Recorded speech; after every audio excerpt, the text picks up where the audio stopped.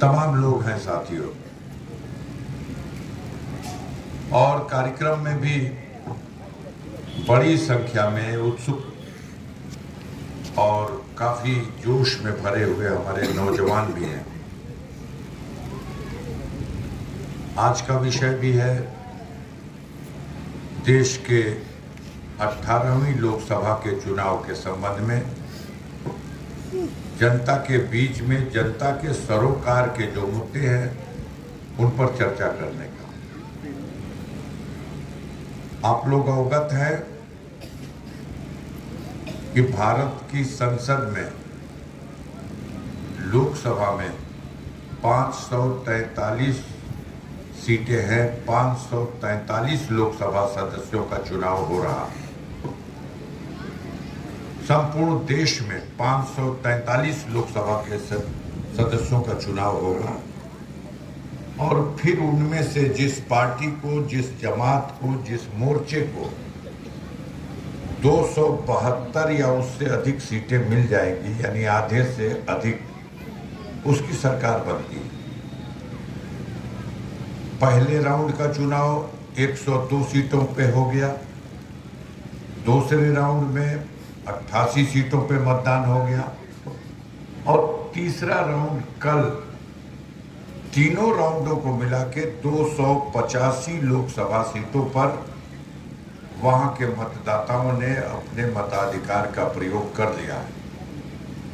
अब 253 क्षेत्र और बचा है और 4 राउंड में और पड़ना है। सबसे अंतिम राउंड, उसमें गाजीपुर का नंबर आएगा।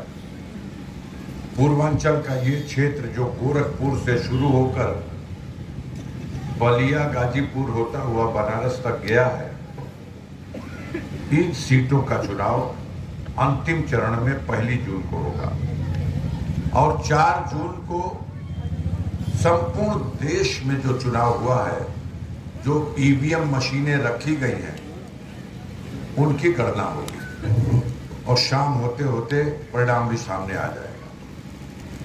अनुमान के आधार पर सब अपनी अपनी जीत के दावे कर रहे हैं।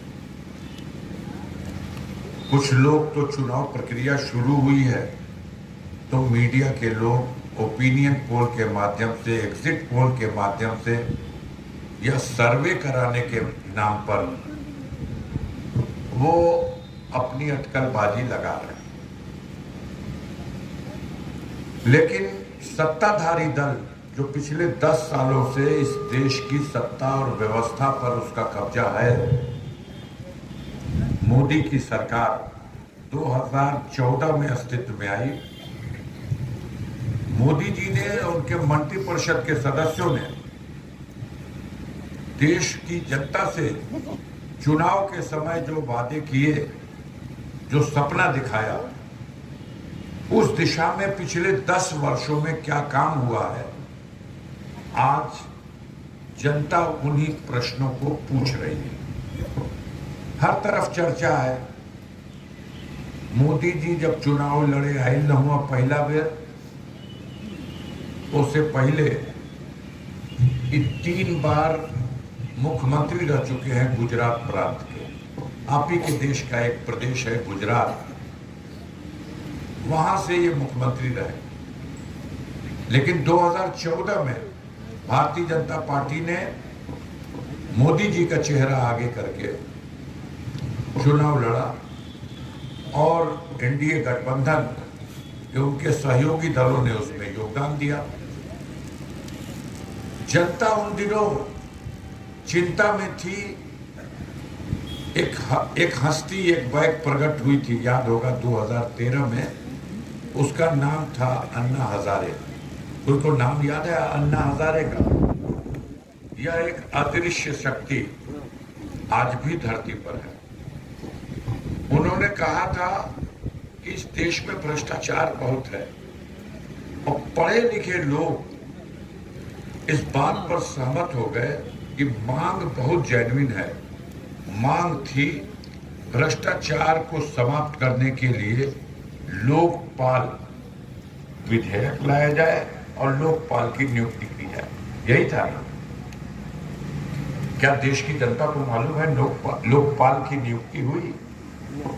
लगता तो था कि एक आध घंटे में हो जाएगी, था ऐसा सीन बना दिया गया था। उस समय ऐसी सीन बनाया गया